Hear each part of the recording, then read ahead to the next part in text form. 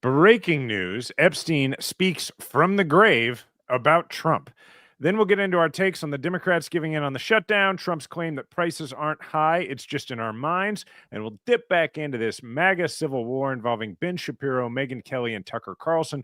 Welcome back to the podcast for the 54% of Americans who regularly vote for progress in every election and want to convince their friends and family members to join our majority. This is Majority 54. Well, Jason, there's no other place to start than these Epstein emails that just came out. I'm going to read you some of them. This is from Epstein, I believe, to the journalist Michael Wolff. I want you to realize that the dog that hasn't barked is Trump, redacted victim name. Spent hours at my house with him, meaning Trump. He has never once been mentioned, police chief, etc. I'm 75% there. Another email. That one was actually Epstein talking to Ghislaine Maxwell or Ghislaine, however. Oh, that was Maxwell. I thought that was the Wolf. Okay, so this other one. Actually, Jeremy, do we have the clip of the CNN clip of her explaining all this stuff? We could just go straight to that. Yeah, let's go there. Okay, let's do that. These are emails from Jeffrey Epstein to Ghislaine Maxwell. This is one from April 2nd, 2011. And in this email, Jeffrey Epstein writes to Ghislaine Maxwell and says, quote, "I want you to realize that the dog that hasn't barked is Trump.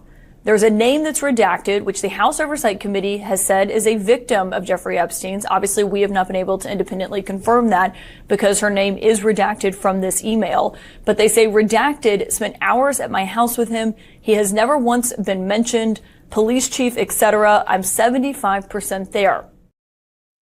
Okay, that's the first email we want to. Okay, let's go, Jeremy. I think we have a video for the second as well.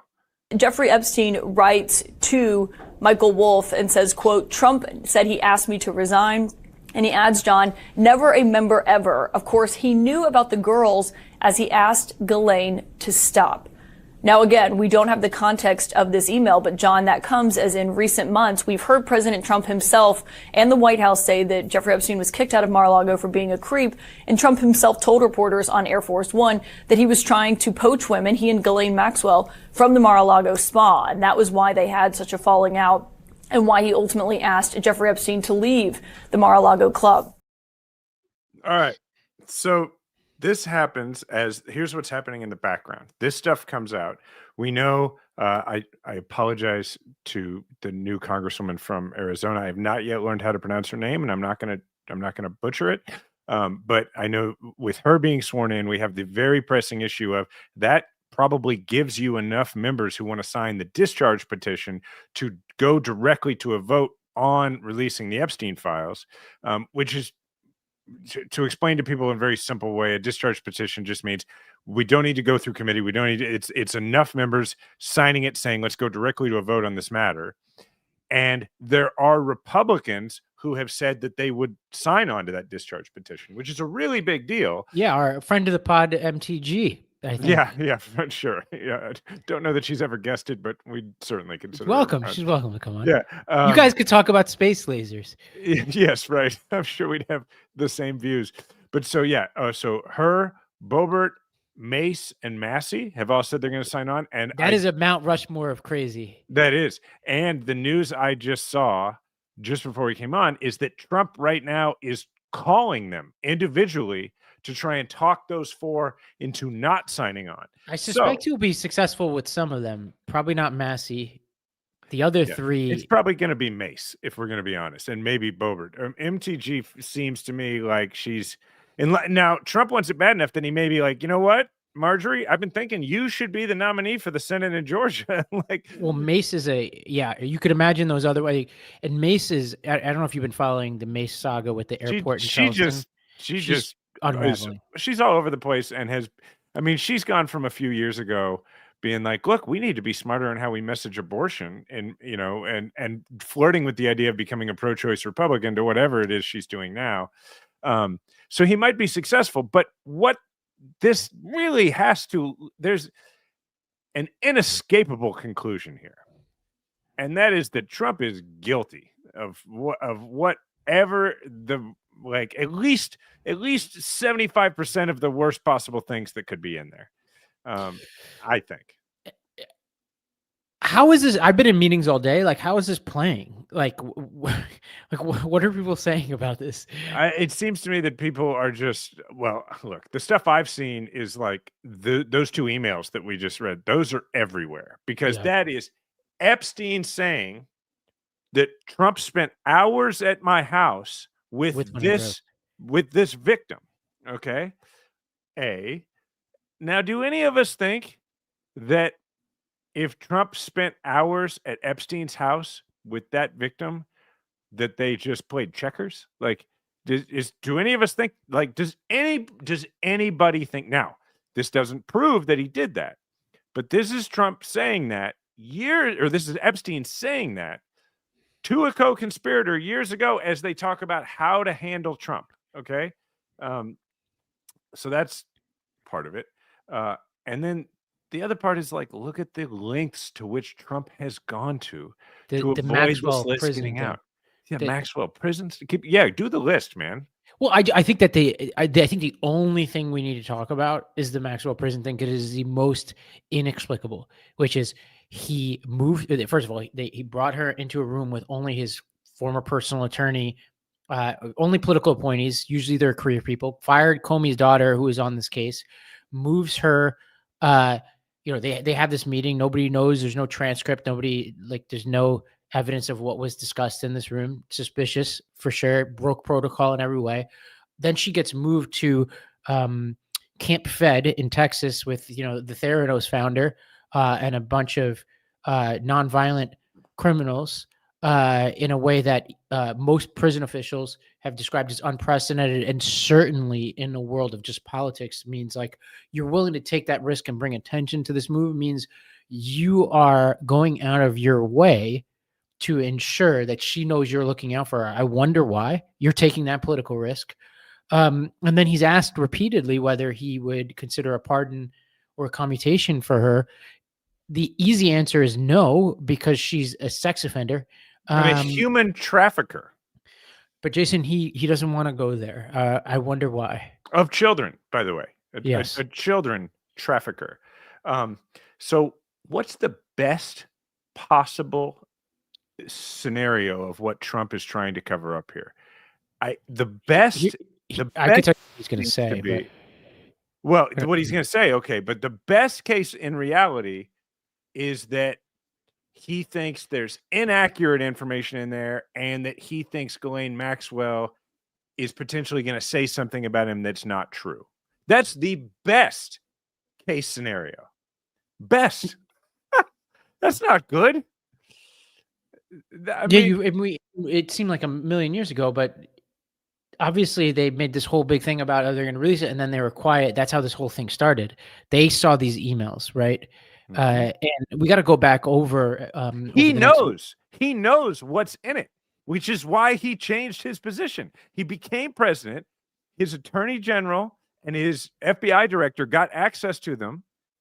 Everything I'm saying, motive is not like motive right now is opinion, but here's facts. Pro releasing the Epstein files prior to being inaugurated. Post being inaugurated, his AG and his director of the FBI saw what was in them, and he changed his position on whether or not they should be released. Those are all undeniable facts that those things happened in that order. Yeah, and I think like when we think about the midterms, right? Who knows what's going to happen over the next couple of weeks? Like we have a long history of Republicans caving, so we'll see what happens with the members you just described. And honestly, how much more do we need to see, right? Like how much more? I don't think there needs to be anything else at this point. It's not like you're going to get a video of Trump. What we are seeing is pretty damning evidence, both from his behavior that we just described and what's been described in his emails. And then if we knew none of this and we just had the videos and the photos of him hanging out with Epstein and all that, plus Trump's own history, which we don't need to go into, of how he treated women, a lot of people could use their context clues here and come up with their own opinions about what happened. But as we go to these midterms, we're going to be in these debates with Republicans, and a lot of those folks that we're running against have been now part of covering up a pedophilia ring. They are part of it. Like, if you're not voting to release this information and hold Trump accountable for this, you're part of it. You are part of the cover-up. So in every debate, in every ad, we need to be reminding the American public that that's who these people are. and have them continually have to explain themselves for this. Now, people will try to say that this was politics. This was, Maxwell and Epstein trying to figure out how to get, a pardon or get out. Jeremy, will you put that last email up on the screen one more time? The one between Epstein and, okay, Ravi, let's look at the date. The date on that is April of 2011.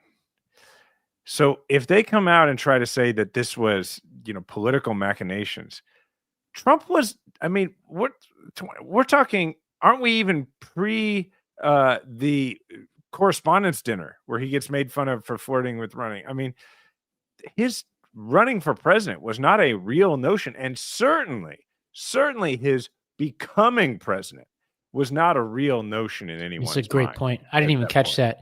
That's a great point. That's just two people, two conspirators talking about a potential third conspirator. That's all that email is. Nothing more. In the parlance of The Wire, they were taking notes on a criminal conspiracy, and unfortunately for Trump, his name shows up. Who knows where else it shows up, but this is enough for me. But we'll continue monitoring this. I mean, obviously we could spend an hour on this, but this is an explosive story. But it is not the only important thing that happened this week. Democrats have voted to reopen the government. I'm putting that in the most charitable way possible, Jason. We're going to listen to some other people's takes in a second, but I'm curious as to what you think about all this. Well, okay. My initial feeling was pretty similar to what you've mostly seen from the left, which was I didn't understand, right? And I can't say I fully do now, but my initial feeling was we seem to have had the maximum moment of leverage. Why did we then give in? I had some conversations with, I won't say who, but people in the Senate over the last few days who did not vote with the Republicans on this. But, a lot of what they said that was interesting to me was they were filling me in on how incredibly difficult it was to keep the Democrats together as long as they did. And so what I would say about this is that from the outside right now, what it looks to us is that everything was going in one direction and there was all this momentum. And then suddenly on a dime, this small contingent of Senate Democrats decided to cave. And that is a way to interpret it. But what people within the Senate have been saying to me is that actually they were on the precipice of this all along. And that ultimately what made it difficult to hold the group together over time was the real damage that the shutdown was doing to real people. And that it wasn't that everybody made the decision, okay, let's go ahead and cave, but that it sort of seems within the Senate that there's more of a, rather than an overwhelming antipathy, maybe I'm getting that word wrong, toward the people who made this choice, it's more of a, I'm surprised that we kept them from doing this long, which is interesting. Here's how I think of it. I think of it not just this decision, but the entire decision to engage in the shutdown and the decision to vote to reopen the government. Every justification that has been advanced for why they caved was known when they started the shutdown. None of this would have been new information. So I asked the same question I asked a couple of weeks ago, which is, when you're going to the American people, you don't even understand it. You said it yourself. You don't fully understand it. I don't understand it. It's not coherent what this whole thing was about. And we're going to get to some really heinous shit that was added in here that is inexplicable to me, but I don't want to mix it yet. But if you knew that people weren't going to get their paychecks, you knew that it was going to be hard for the American people, and you put us through this whole thing, and then you caved. And the way I look at it is, now what have we gained besides like some weird inserts into the bills that are among the worst things I've heard in a long time that Democrats have caved on, or at least bungled. But you've had this whole period of time when people suffered. You now have Trump, who knows that he can push you to cave. And then you have some promise of a vote. And you're expecting the American public to understand all of this? Like, this is incoherent to me. Like, it's totally incoherent. Here's the one piece of this that's coherent. I know we have a clip from Tim Miller that's going to sort of cover some of this. The one piece of it that do think makes some sense, or at least would be some sort of explanation, is that had the shutdown never occurred at all, and we had gone on, look, I don't expect that. I mean, they may get a vote, but I don't expect that the Republicans are going to go along with doing what we want on the ACA subsidies. So what I do expect is going to happen between now and, the next election is that premiums are going to go up on health insurance for anybody on the, on ACA, but also generally. I mean, that's going to affect the market overall. One thing I do think that this achieved is that had this never happened and the whole thing had not, if the government had not shut down for 40 days over this, Trump would have had no problem saying that the Democrats are, that it was Biden's economy that's caused these insurance rates to go up. But this definitely put a spotlight on the issue that is best for us, and that is healthcare. And it pointed the American people toward who to correctly blame when that happens. So that at a minimum, it did achieve that. And I think that is, having that achieved, that is a difference from prior to the shutdown. But in terms of, did they get anything legislatively different? No, I can't make the argument that they did. My issue here is we often, I was already making it about the ACA subsidies. And I said this, I can't remember if it was with you or with Steven. It was I get it. It's a really important area of policy, but it is a legacy of our issues that we deal with Democrats. Earned income tax credit, the ACA subsidy, yada, yada. Meanwhile, we got Trump talking about no tax on tips, and I'm going to send you $2,000, and we're going to have 50-year mortgages. We're going to talk about some of those things in a little bit. So we're kind of we're inheriting our own complicated policies. We're always talking about subsidies and tax credits, whatever. Yeah, but and then they're popular now. Obamacare is popular now.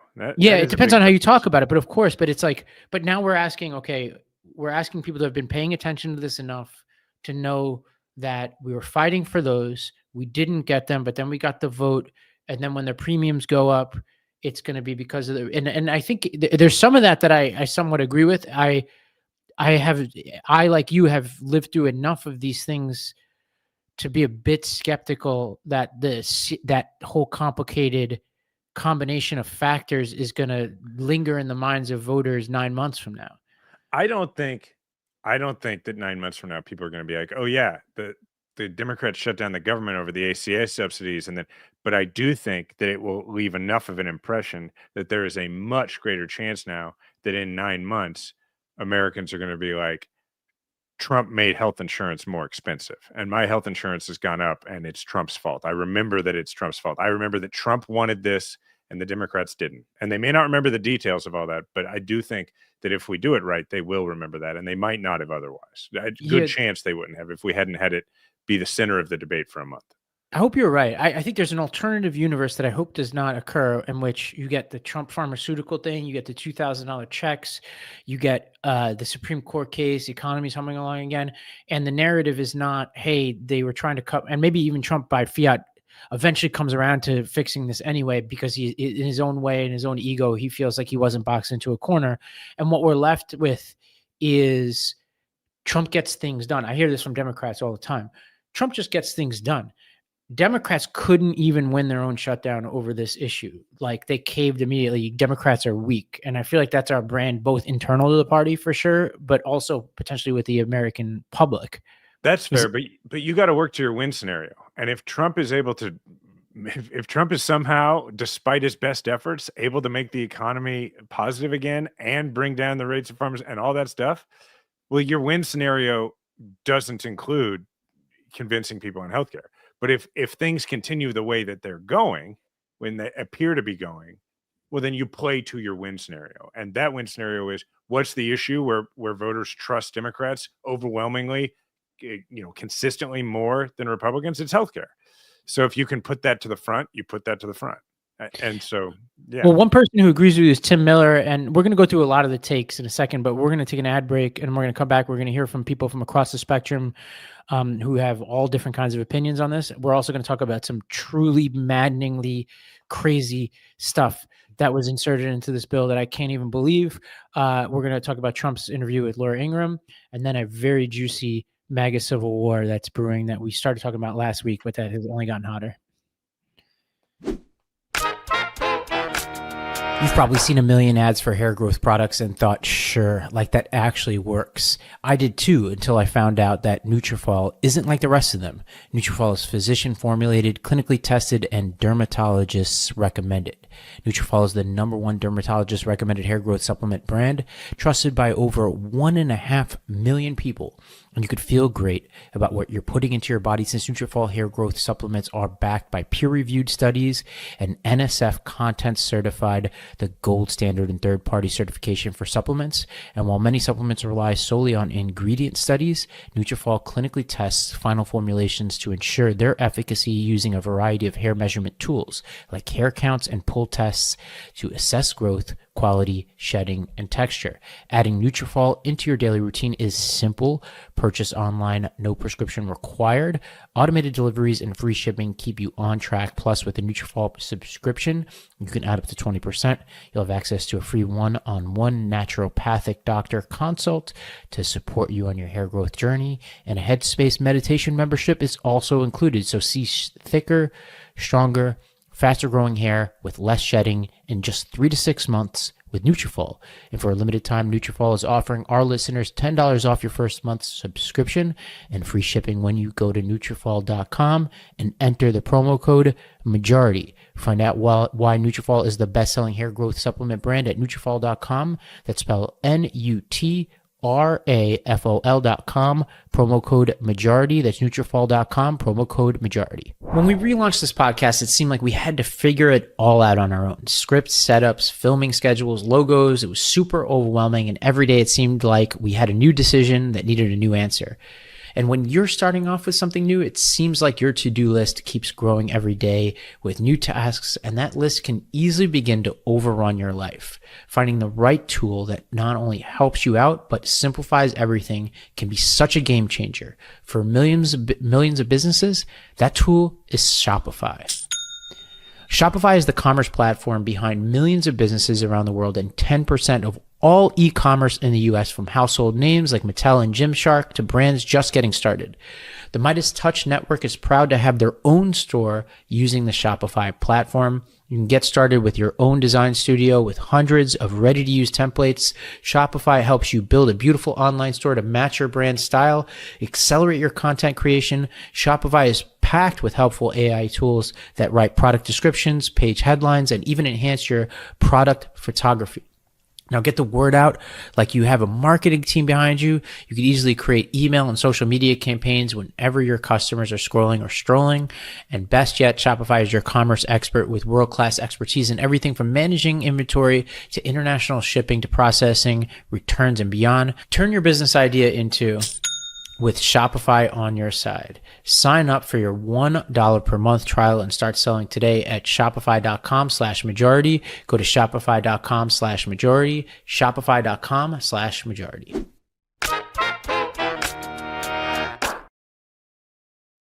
All right, as promised, Tim Miller, I think largely agrees with you, Jason. Let's go to him talking. I'm not fully on this. I'm just like I'm saying I learned that there's more to it than we could see, and that it's maybe remarkable it lasts as long as it did. Now, that said, let's hear what Tim Miller has to say. So, and I do think that maybe there's some issues with expectation setting for people, and I don't know. Like, the reason why people's healthcare premiums are going up is because Republicans won Congress and the presidency in 2024, and Republicans are going to cut healthcare if they won, and Donald Trump got a majority of the popular vote. And so we are where we are now. And I think what the Democrats' job was during the shutdown was to raise the salience of this issue so people understand what is happening, understand that they're fighting for them, they're fighting for lower healthcare premiums, and that the Republicans don't care about that. They don't care if their own voters have to pay for more in healthcare or lose their healthcare if they're on Medicaid. They successfully did that. They raised the salience of it. They did a shutdown for 40 days, longer than any Tea Party shutdown. I think part of my perspective on this might be going back to when I was a moderate Republican and I was like, what are you crazy Tea Party people doing? Like, you guys are anarchists. You're shutting down the government for a month for nothing. They tried to shut down the government back then to get rid of Obamacare. That's what the Tea Party wanted to do. This Democratic Congress that everybody says is too weak and too wimpy and doesn't fight like Republicans had a longer shutdown than anything that the Ted Cruz Tea Party and those guys ever did, those freaks. And so I thought it was a worthwhile fight. People were starting to be really harmed. People were losing SNAP benefits. There were people that were working for free in tough jobs, like working class jobs, people that lost their jobs, that got riffed, that are now getting their jobs back.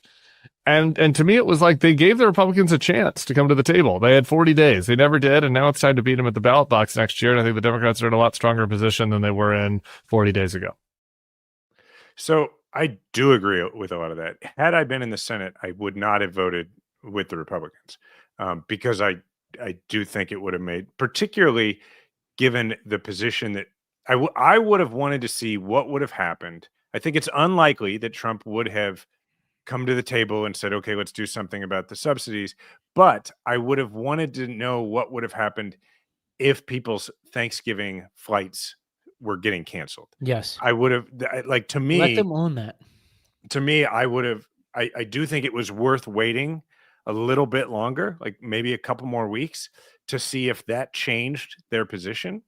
However, I also do understand why people felt a lot of pressure to do something because, like, I personally know people who lost SNAP benefits, and it's like, and look, we always think of senators as being so out of touch, but like they do speak, many of them, directly to constituents, and I promise you, they were talking directly to people who were saying, I don't know how I'm going to feed my kids. And like, I just don't think we can gloss over that. That's a real thing. For sure. And I think but that again gets to me, like, and we don't have to rehash my argument from before. It's like why we even were doing this in the first place. I do think there's an argument to be made, and it is a very hard one to make, and one that I would love to actually see a debate just on this, is in order to win the battle that was in some way started over Doge and the whatever project it was called, the Project 2025 or whatever, is to actually have voters understand the consequences of the lack of government in their lives. And that's a tough argument to make, but that this was an opportunity to do that through the TSA. Obviously, when you start talking about kids not eating, it gets a lot more complicated. But here's Scott Galloway with the sort of counterpoint to Tim. I'm really bereft, disappointed. There was, I relate everything to World War II. There was something called the Battle for Monte Cassino. It was the oldest monastery, I think, in Italy. And the Nazis didn't believe that the Americans would bomb such a historic site. So they used this as a hideout and a lookout point where they thought they were safe. And the Americans said, this is awful, but this is war. And more people are going to die if we don't make hard decisions. And they bombed the shit out of the thing. And I believe here we should have bombed the shit out of the thing. I can't understand why we would put people through 40 days of this kind of misery only to cave. And what we've done is we've created a series of incentives that will come back to haunt the most vulnerable in our society. And that is, we have basically told Trump and the Republicans that as long as you continue to show the willingness to be depraved and cut off food assistance to your own constituents. So the part that we didn't play is right after that. Galloway goes on to compare it to Zod in Superman, who says, that Superman's great weakness is that he cares about the people. And it's interesting because one of the senators that I talked to, who again did not vote with the Republicans, said that at the end of the day, that is our biggest weakness, is that we actually care what happens to people and they don't. And so for those, I mean, I think your point is a fair one, Robbie. Is like, what was the point of it in the first place? But although I do see the point of it, but I understand what you're saying, and it's different than the why stop now. And at the end of the day, I do think what even senators who were unwilling to vote with the Republicans recognize is that is our weakness, is we are the adults and we do actually care what happens. And it's frustrating, but that's why the people who voted with the Republicans, that's why I'm like, I'm not saying I would have voted the way they did, but it's why I'm not like, they're not one of us. They, that's why they're not Republicans. Because they're torn because they do care.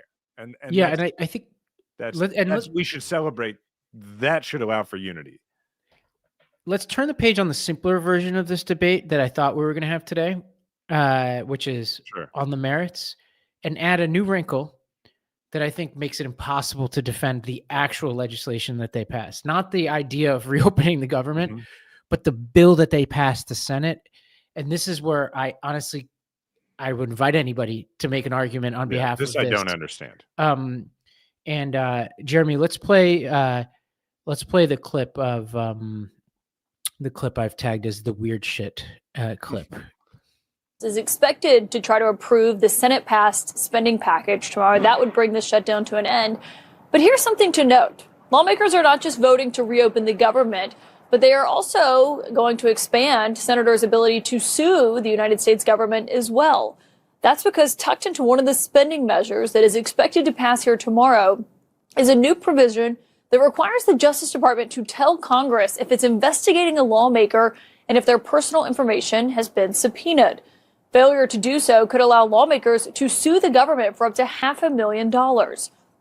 Notably, the provision is retroactive to 2022, meaning that it could immediately pave the way for those 8 Republican senators to file their own lawsuits after Senate Republicans said last month that the special counsel, Jack Smith, had obtained their phone records via subpoena in 2023 as he was investigating what happened with the January 6th attack. This is how the Democratic leader, Hakeem Jeffries, responded to that being put into these spending bills tonight. House Democrats are going to offer an amendment before the Rules Committee to get that self-dealing sick provision out of the spending agreement. The notion that 8 Republican senators signed off by John Thune and the Republicans, apparently in the Senate and in the House, would give themselves the ability, essentially, to rip millions of taxpayer dollars away from the American people so they could line their pockets because these people were insurrectionist sympathizers is insanity.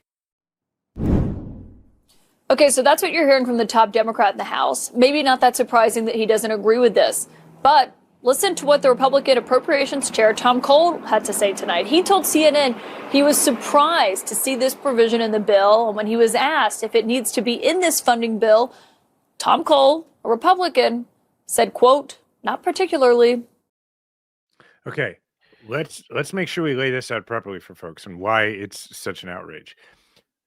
In normal times, a provision like this would still be ridiculous and stupid, but you would say, okay, well, but what are the chances that these senators are actually going to sue and get a jury to give them that judgment, or even a judge?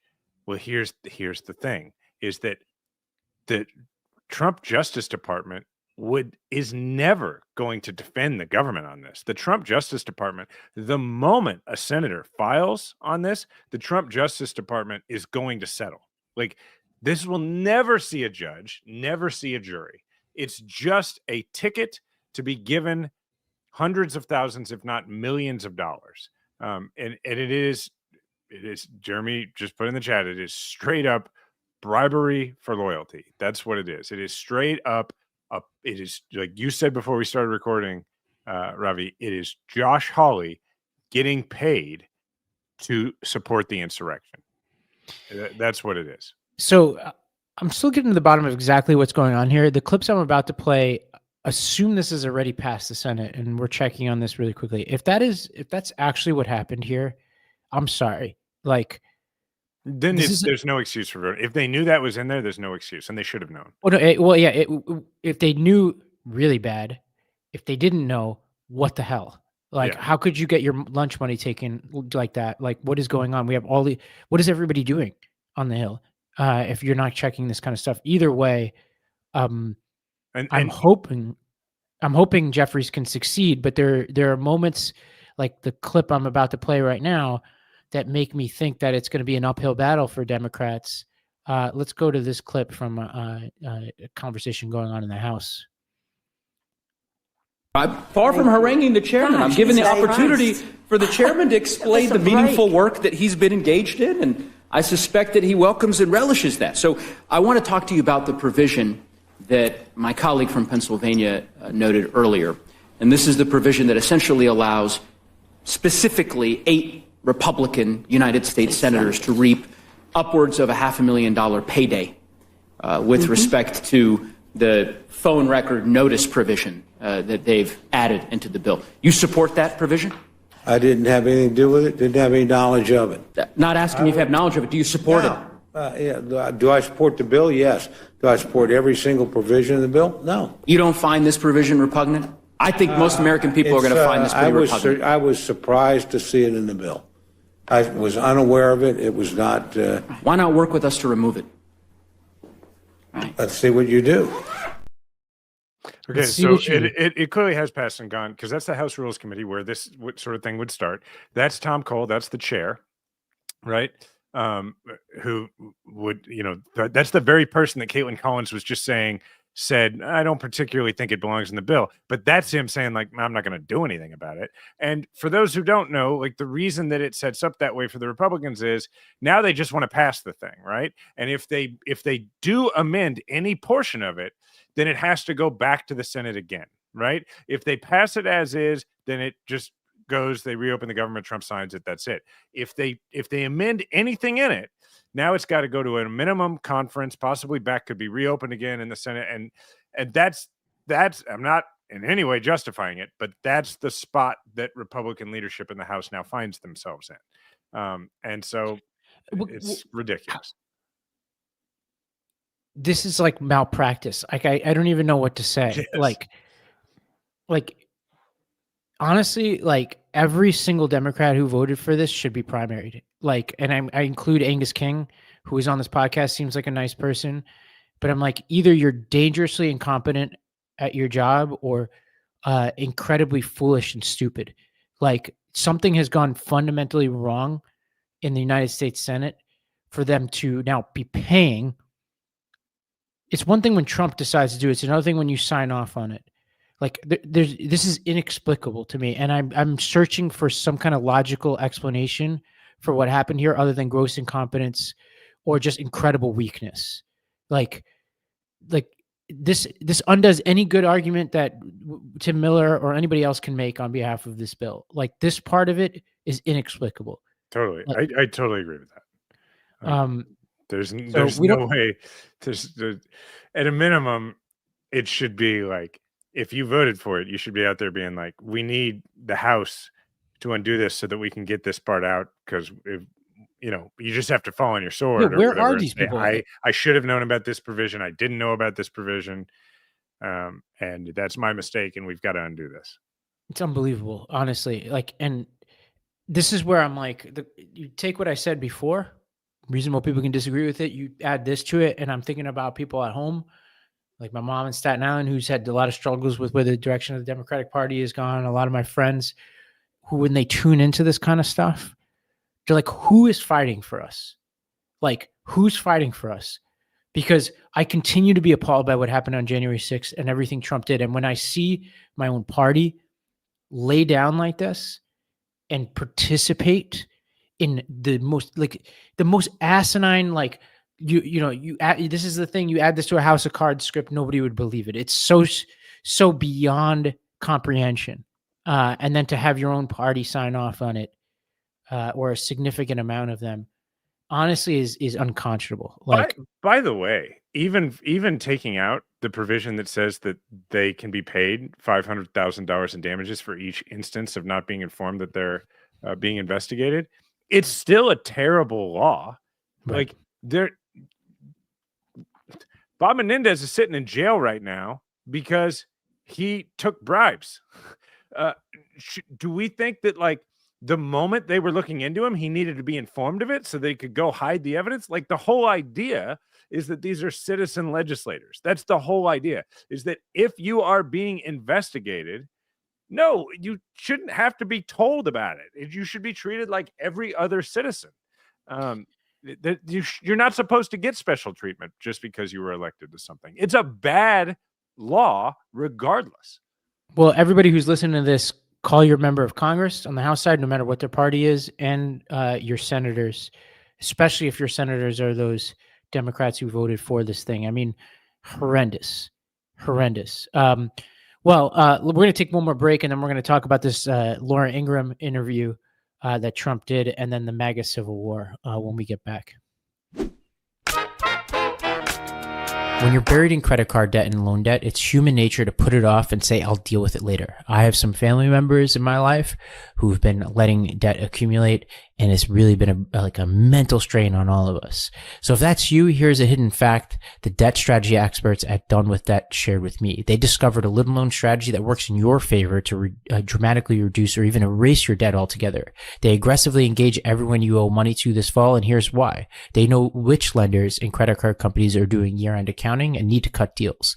They even know which ones have year-end audits and need to get your debt off their books.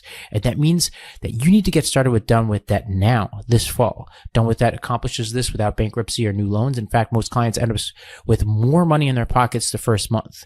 Now get started now while you still have time. Go to donewithdebt.com and talk with one of their specialists for free. Visit donewithdebt.com, donewithdebt.com. Have you ever found the perfect couch or lamp online and then the sticker shock reminds you it's out of reach for your budget? That's why I use dupe.com. It's simple. You just type dupe.com/before any product URL and Dupe instantly shows you similar and more affordable alternatives. Is perfect for finding the best deals for your holiday shopping. We're in that season now.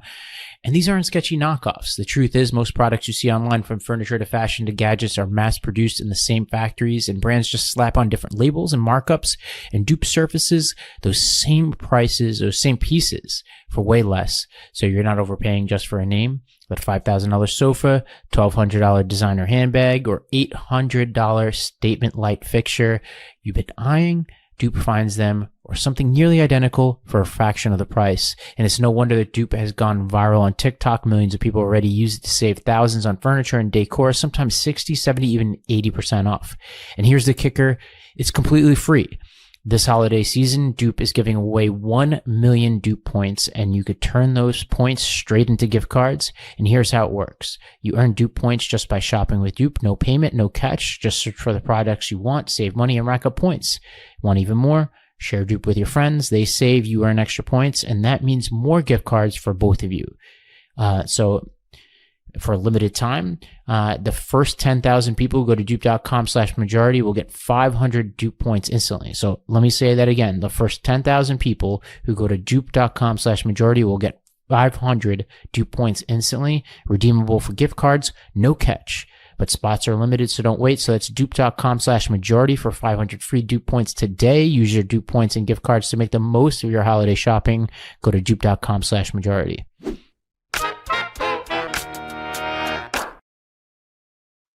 All right, Jason. There are two major clips from this Laura Ingraham Trump interview that are making the rounds. The interview is being billed as like more harsh than Trump is used to. Sure, I guess our bar is so low. But here's one clip. For example, Candace Owens. I think that what Candace Owens is doing right now is evil. Jeremy. It is evil what she is doing right now. Okay, and I say that again. But what? Because Like, if I see somebody breach basic moral values by having on a Nazi, and in my own view, take your own view, in my own view, gloss the Nazi. We're not in the Ben Shapiro stuff yet. All right, technical glitches here, but I'll summarize this for you. So Trump went on Laura Ingraham, and there are two major takeaways from this. One of them is that he was like unbelievably tone deaf on the question of prices. And, you know, if you remember, he ran this election basically saying that Biden was trying to gloss the economy and tell Americans that they weren't suffering. And Trump did exactly that. I think we now have that clip now. So I'll kick it over to Jeremy, and I think he's got it set up for us. So are you saying that voters are they're being fed a misperceiving conjure. how they feel, or? So when I took over, you remember? Because you said Biden did that too, because he was saying things were great, but let's things weren't say great. it's synonymous, Biden and Kamala, you know, because you didn't know who the hell was campaigning. I mean, it got to a point. So I was up by 20 points on Biden or some crazy number. And they said, all right, let's get him out. We'll put a new one. This never happened to anybody. All of a sudden, I have somebody new. And they had the 6-week honeymoon, you know, which was standard in the world of politics. You get a little honeymoon. And she had her little honeymoon, but then eventually people got to know her too. And then they had the 60 Minutes catastrophe where they, you know, changed her answer. Housing costs are... Okay. Was any of that answer about prices? No, but Trump is in big trouble here on the question of inflation. Here's Harry N, who I think is now making regular appearances here on Majority 54. Here's Harry reviewing what the polling data tells us right now about perceptions about Trump on inflation in particular. Hey there, Laura. Look, Donald Trump might be trying to downplay voters' concerns about affordability, but I'm here to tell you that is a ginormous error. It may be an error that goes down in political infamy. Why do I say that? Well, the reason Donald Trump was elected was to fix the problem of inflation. Right back in October of 2024, who was more trust in inflation? It was Donald Trump by 9 points over Kamala Harris. But look at where we are today. Donald Trump is underwater with the Titanic when it comes to inflation. His net approval rating is 26 points underwater. My goodness gracious. Now, I know Donald Trump, when things aren't going his way, wants to pass the political buck. He might try and throw it back at Joe Biden's face, the former president. That, simply put, will not work. The American people don't buy it because, get this, more responsible for the current economy, Trump or Biden?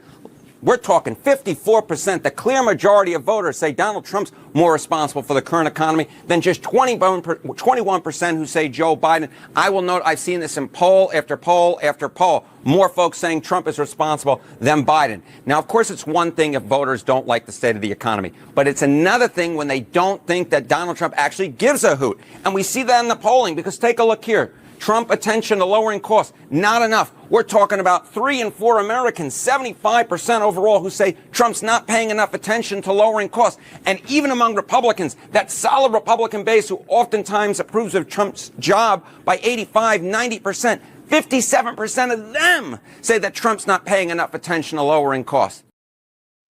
Ravi, what if I told you that a president got elected by claiming that he'll make stuff less expensive, and then the first thing he did when he came into office was test the bounds of his constitutional power in order to put a tax on all sorts of goods coming from other countries? He calls it a tariff, but it's a tax. Literally the main tenet, the main principle of his entire economic policy so far has been to make shit cost more. It's not a good strategy. There was this other moment in this interview that was weird for reasons that I'll explain in a second. Let's go to this clip. There's never going to be a country like what we have right now. And does that the mean Republicans have to talk about it, Laura. And does that mean the H-1B visa thing will not be a big priority for your administration? Because if you want to raise wages for American workers, you can't flood the country with tens of thousands or hundreds of thousands of foreign workers. You also do have to bring in talent. When we a have country plenty of talented people no, you here. don't. No, you don't. We don't have talented people here? No, you don't have. You don't have certain talents, and people have to learn. You can't take people off an unemployment line and say, I'm going to put you into a factory where we're going to make missiles, or I'm going to put How did we ever do it before? Well, I'll give you an example. In Georgia, they raided because they wanted illegal immigrants out. They had people from South Korea that made batteries all their lives. You know, making batteries are very complicated. It's not an easy thing and very dangerous. A lot of explosions, a lot of problems. They had like 500 or 600 people, early stages, to make batteries and to teach people how to do it. Well, they wanted them to get out of the country. You're going to need that, Laura. I mean, I know you and I disagree on this. You can't just say a country's coming in, going to invest $10 billion to build a plant, and going to take people off an unemployment line who haven't worked in 5 years, and they're going to start making missiles. It doesn't work that way. It's very strange because that made a lot of sense. And he talks about they raided this. Yes, that was you, dude. You did that thing. That was you. So many problems with this. Here are my first thoughts from this. One, you are making the argument in a different way that we have all been making about immigration. You are saying, now what you're saying is there are some jobs Americans can't do. With regard to H-1Bs, a lot of us have been saying, like, yeah, right now, without training, without the right education, yes, those jobs, for that to happen here, you need the H-1B visa. Like, we agree on that.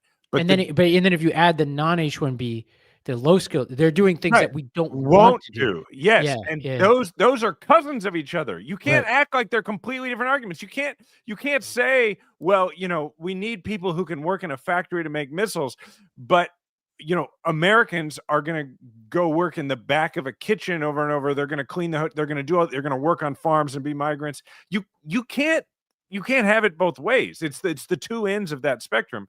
But then finally, my biggest takeaway from that, because it is a little bit more pressed than he's been in any interview, particularly with Fox, particularly with somebody like Laura Ingraham, is that welcome to the lame duck portion of your presidency, Donald Trump, where Fox News doesn't need you anymore like they used to. It also makes me wonder whether he, for all, and this is the Ezra Klein don't believe him thing, which I continue to think was a crazy argument that Ezra made at the beginning of this year. But it's weird that Trump does not have full control over his own government like this, because this implies that he is at odds with Stephen Miller on some of this stuff. And I'm like, you're unfortunately super powerful. Like, is that what your conversations internally sound like? Right. I hope so. I mean, that would give us a little hope that this immigration policy could. Like, don't have any hope about that, because that's not what this is. This is Donald Trump cares about the people who serve Donald Trump. There are people in Silicon Valley who need H-1B visas. There are people who are coming to him who are billionaires and CEOs who are coming to him and saying, we need H-1B visas. If those people would band together and come to him and say, we actually need you to stop taking mothers away from their children in lines at drop off at school, then he might change his opinion about it. But he only cares about the people he deems virtuous, and those are the people who have the wealth to have access to him, period. Well, I wanted to spend more time on this, but it's an evolving conflict, so I'm sure we'll have time next week to spend more. But I want to play one clip for you. This is Ben Shapiro and Megyn Kelly in conversation, and this is the evolution of what we talked about last week, which is the Ben Shapiro versus Nick Fuentes fight that was going on. Let's go to this clip. For example, Candace Owens. I think that what Candace Owens is doing right now is evil. It is evil what she is doing right now. Okay, and I say that again. But what? Because like I didn't opine on whether it's evil or not, but my position is it's really none of my business. And why is it? But I have a question. Why is it none of your business? I mean, you comment on these things for a living. I'm not mother of the internet. No, but if this were on the left and somebody were accusing Charlie Kirk of his wife having murdered him, I assume that you would be talking about it. Is that what Candace is accusing Erica of? Yes. Of murdering her own husband? She's accusing TPUSA insiders and other members of the right wing, including Seth Dillon, of being involved in the murder of Charlie Kirk. Yes. Okay. Like I said, I don't take in that content, which is an honest statement. I don't have time to watch. No, Candace's show. I believe you. I believe you. But the point that I'm making is that what I understand friendship Candace should not, in our doing. business, I think it's important. Listen, Candace friendship and I are should not friends. trump. We don't even know each other. I understand, but even with Tucker, friendship should not trump our manifest requirement to speak out when people do and say things that are both detrimental to conservatism and morally wrong. Okay, so I don't totally disagree, but I think the way of handling that, at least for me, is much different. So I saw things go south between. So one more very quick clip that was an even more pointed moment from this conversation. That if I see somebody breach basic moral values by having on a Nazi, and in my own view, take your own view, in my own view, gloss the Nazi, then I'm going to speak out about that, and I'm going to point out that there is a long pattern of him ideologically laundering terrible ideas over the course of the last 2 years, ranging from traveling to Russia to sniff the bread and explain why the Russian regime is actually wonderful, to saying last week that the Venezuelan regime of Nicolas Maduro is actually not that bad because they're being attacked by, in his words, globo homo. Tucker's made the point, I'm not going to here to be Tucker's defender, but he's made the point that Maduro is culturally conservative. Who gives a shit? The guy's a communist dictator. He's super faithful to the United States to Americans. What do you give a shit whether he's anti-LGBTQ rights? This is the number one thing about Nicolas Maduro. You know how far down the list you have to get before you can get to anything remotely recommendable about Nicolas Maduro? I did ask him yesterday. So I think the instinct here, and people are dunking all over this online, being like, on the left, people are like, oh, this is the T-Rex versus the tarantula. And then there are people on the right, like Matt Walsh, who are like, mom and dad are fighting and all that. I earnestly want to say, like, I think this is the healthiest thing that has happened on the right in a long time. And I could spend a ton of time saying, hey, and we did this a little bit last week, like, why did you host a fundraiser for Trump, yada, yada, yada.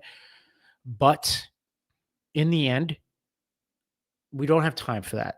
Like, we could spend forever counting the hypocrisies and reading back to people their history. And if I were in a pointed conversation with Ben Shapiro, I would spend a lot of time on that.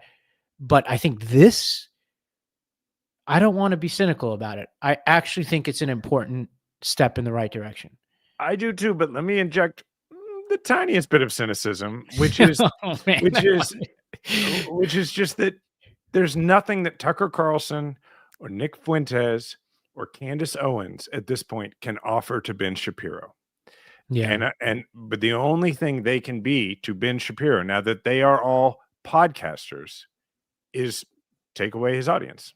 That's all they can actually offer. So I do believe that Ben Shapiro believes what he's saying. I just think that in the past, he has believed these things about other people and not said it because they had things they could offer to him and not take away from him. So, it doesn't mean it's not good that he's saying it. It's just like, let's keep in mind why he's willing to say it this time.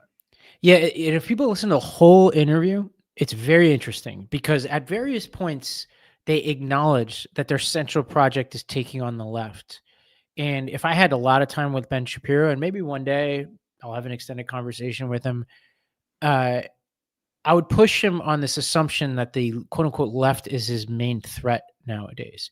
Because I suspect that there's some version of Ben Shapiro, and the audience probably have a lot to say about this. It's not kind for me, but like there's a version of it, a conversation that he and I would have where he would recognize that to the extent he even associates people like me with the left, that we have far more in common than he has with Megyn Kelly or that he has with Nick Fuentes, especially, and Tucker Carlson. And there's something that has happened to him over time where he has allowed himself to cover for, support people like Trump, who has been given cover for Tucker Carlson and Fuentes and all these people. And he hasn't untangled those contradictions yet. And it is a good business model for him to continue to talk about the left like it is the central threat to America, where the other part of his brain is starting to realize, oh, wow, I'm looking over here. And I do think that the gateway issue is anti-Semitism that has opened his eyes because it is most near to him. And now he's being pushed into being more ideologically consistent and having to talk more about racism and things like that in ways that he hasn't before. And this is why I think I welcome this. I don't want to overreact because he has shown a remarkable lack of courage and a flexibility when it comes to Trump and all the things he said about Trump before. As Tim Miller says, he had then did a fundraiser for Trump while Trump was also covering for a lot of the same people who were saying the same damn things before that Shapiro is taking issue with now. So I don't want to overreact, but I do think it is helpful to see them having to untangle these contradictions in public. Yes. Here's how I think about this. Ben Shapiro, Tucker Carlson, Megyn Kelly, all these folks, they are politicians of a different kind. Yeah. Instead of needing votes, they're business politicians, right? This is what they do for a living. This is their full-time job. This podcast is not my full-time job, and it's not your full-time job, right? Which gives us the luxury of coming on here and saying stuff that occasionally pisses off our audience, right? But that is why there's always a bit of a restrictor plate on it.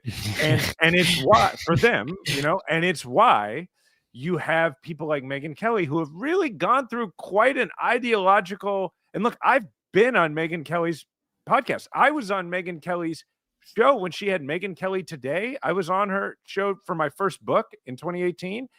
And I've never said this publicly, and I don't even know that Megyn would have I don't know whether she'd have a problem with this, but somewhere there is somebody at NBC who has a tape of during the commercial break while we're both still mic'd, Megyn Kelly leaning over to me and saying, "You're going to run for president, right?" And me not being willing yet to say, "Yeah, that's what I'm thinking." And her saying, "You have to run. You're the only one who can beat him. Please run." Like she's had a bit of a journey. Yeah, they're business. A lot of them are making business decisions. Yes.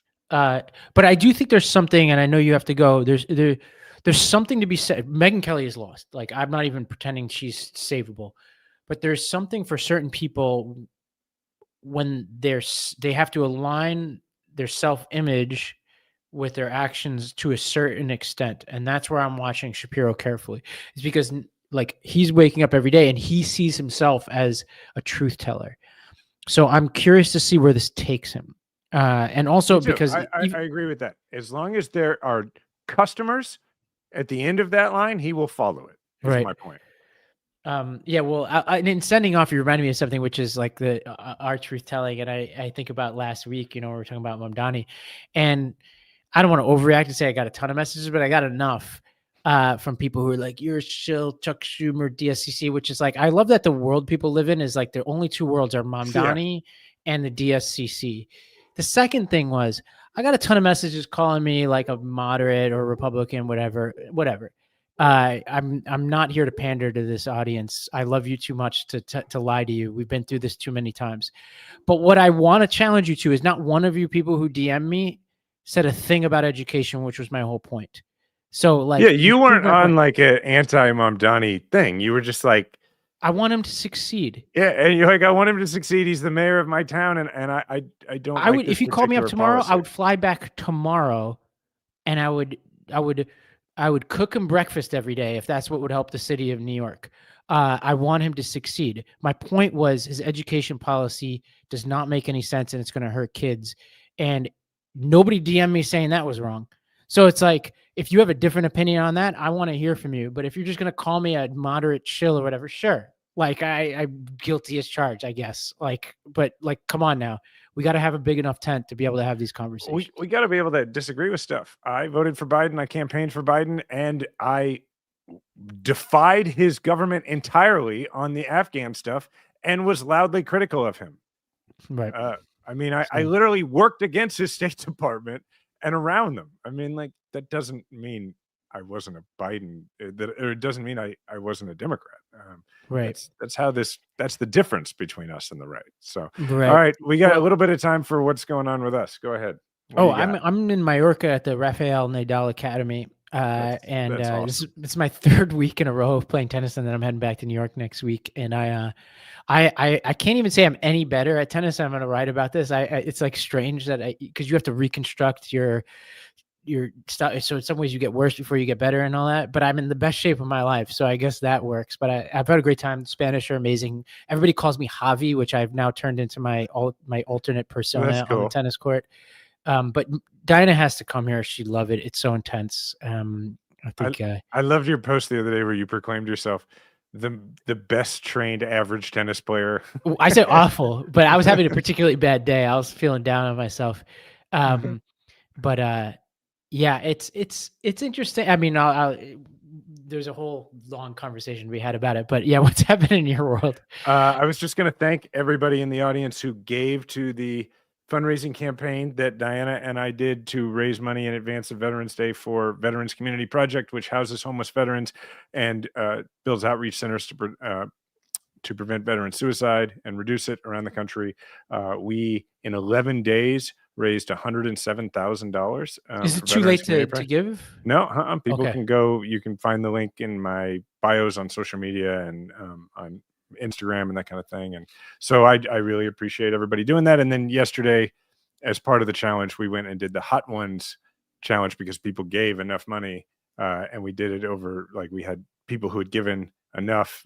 They got a Zoom link and they watched. And the unexpected thing was True decided that he was going to host that. So True just stepped up and hosted that. And then he actually got all the way up to the 9th wing. And last night he was like, my stomach hurts. And I was like, yeah, I bet so. Wait, do we have a winner in the competition? Diana beat me to the initial number. I figured and it was really underhanded, man. Like I was within 800, $1,000 came in. And then when I looked, she had a $2,000 check basically waiting in her back pocket that got entered right before. But anyway, then we joined forces and made it the rest of the way together. I was wondering why I didn't hear who won. She just barely beat me. All right, I forgot to give, so I'm gonna go give you both so I don't get on her wrong side.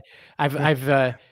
It's now just one link, so okay, I'll get in there. So you're good. All right. Thanks, everybody. Please leave a 5-star review. You can find Ravi on social at Ravi M. Gupta. You can find me at Jason Kander. Thank you to the Midas Mighty. Remember, we all have a platform. Make sure to use yours today.